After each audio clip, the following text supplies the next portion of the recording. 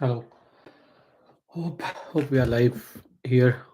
Uh, just wanted to quickly review the day one of BAPL. First of all, congratulations to all the organizers and owner of Bay Area Premier League. Very successful day one. Three games were played, I believe, and two of them under lights. So great success to start. Um, a lot of talent on display, of course, as I expected. It is the Premier League, it is a draft process, so we expected some good players games to see, and we did see some spark of good bowling, we see spark of fantastic catching and ground fielding. Believe me, it was very important in these surfaces. And then we saw some uh, good batting, intelligent batting, some brutal hitting from all the teams. So congrats to that. At the end of day one, Grizzlies are leading the chart with a run rate. Uh, they have got 2 points, but there are other two teams which have 2 points. I think Breakers and Sunrisers also have got 2 points each. Uh, Challenger yet to open their account, but then with the run rate, Grizzlies is ahead at this point, which is okay. We don't need to read too much into it yet. Two more games for them to happen tomorrow, and if I just look at it a little bit from thinking hat perspective, I want to believe Sunrisers also have their nose ahead at this point. Why? Because they're going to play with Challenger on game tomorrow, I believe, and that is going to give them opportunity um, to get some runs on their side and get a win on their side. Challenger has lost both the games. We know that. So uh, it is something Sunrise's opportunity, but I think Morning Sunrisers and Grizzlies going to play, and that's going to be very good game tomorrow. The tomorrow's game, I think Sunrisers versus Grizzlies, and Grizzlies versus Bay Area Breakers, Sunrisers versus Bay Area Challengers. These three game tomorrow. So what we want to take a look today is how did pre-draft players did for their teams, how they were utilized by their teams, and how they did for their teams. Because pre-draft players were announced earlier, uh, we want to know when owners selected them, they had a plan for them. How did they utilize them? So let's look at it. Start with Grizzlies, which team I am translating supporting. As I said, uh, their pre-draft player was Shivain Jariwala, Siddhant Sham, Srivatsaraman, and Roshan Moa. Shivain Jariwala did really well. And keeping got stumping, I believe. Man of the match as well, and then player of the match, and then batting wise also scored some run. Came out not out, chasing. Siddhant Sham did really well. Those two catches, high catches, turned the match. Otherwise, things could have gone more south for them in the first inning for Grizzlies. Also scored those runs after first wicket fell early. So uh, justifying the bill. Srivats Raman, I think, bowled well, completed his quota as well for the bowling. So that pick was good too. Roshan did not get enough opportunity to bat because the top order batted well, but he came not out, hit that hard six, also got a run out, I believe, when required. So, yeah, a 3 out of 4 have definitely delivered. Fourth person did not get opportunity, but whatever opportunity the player got, they delivered. That's the Grizzlies. Let's look at Bay Area boundary breakers.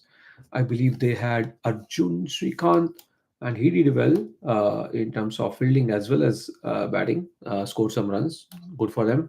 They had Varun Iripragada scored few runs, and rate little bit, something which I think we want to improve on, but good good hitting there.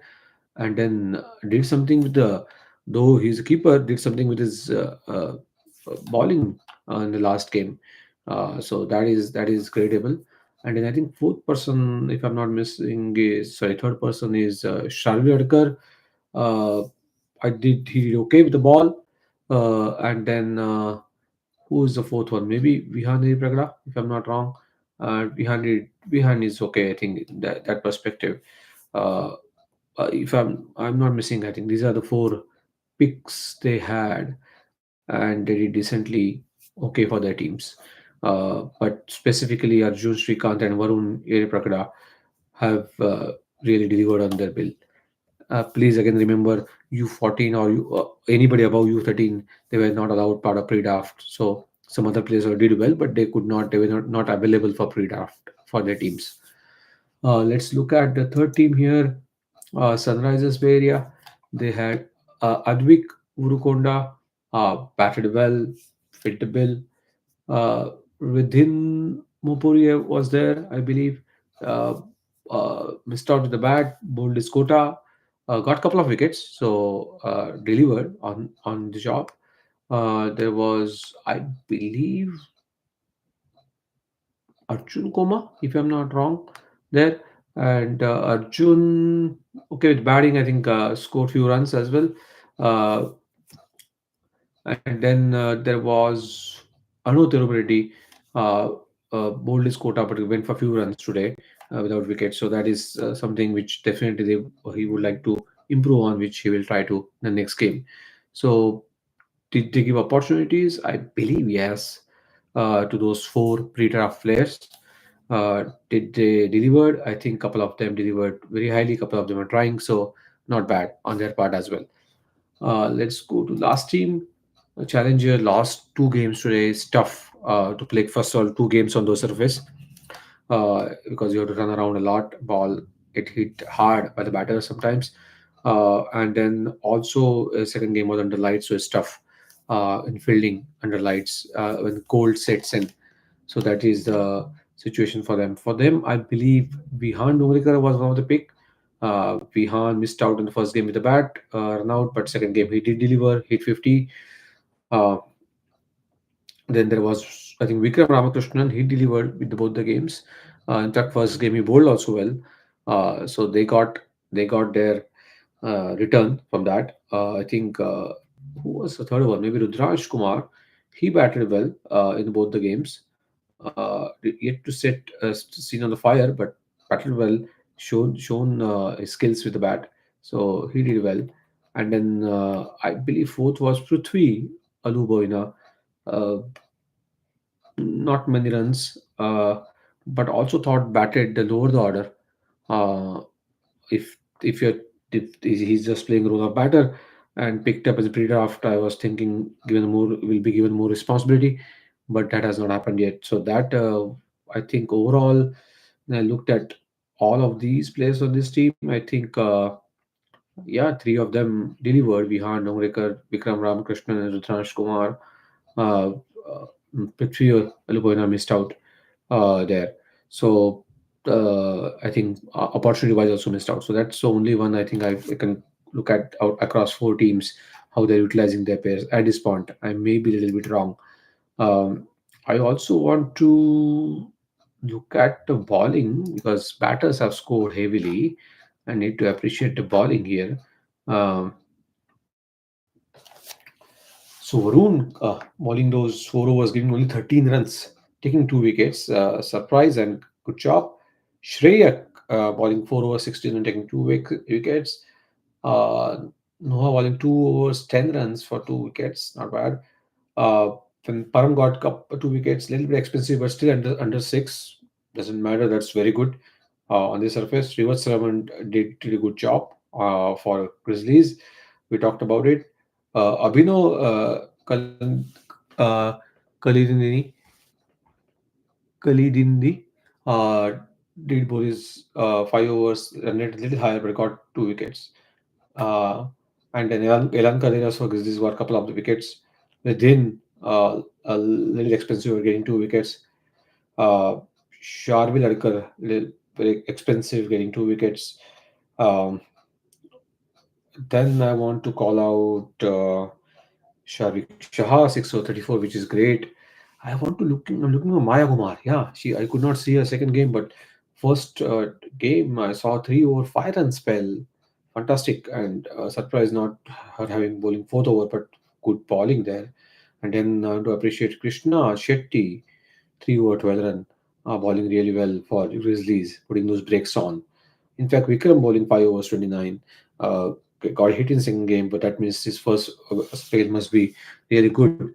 Ariket did not get much chance, but again, 1 over 6 is not bad at all. So does Arav Srijit.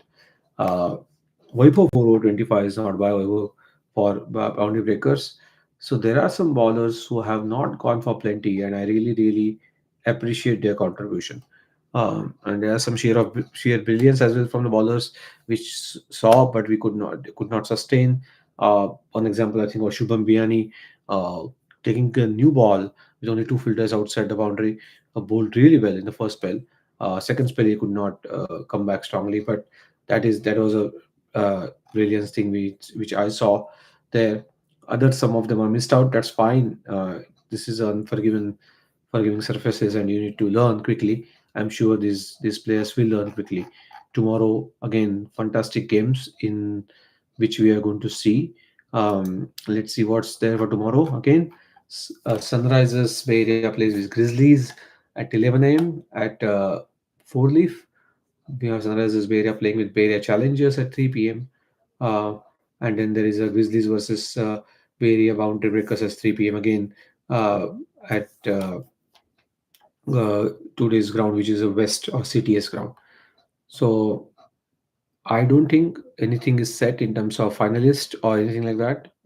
Table is open, and the way the format, if I understand correctly, only the top team will go to finals, but other two teams, number two and number three, need to play again to get the final spot on the third day morning. So all four teams are in play. If they play their all remaining games well, anything can happen. So we would like to really see how tomorrow goes. See you tomorrow. Thank you.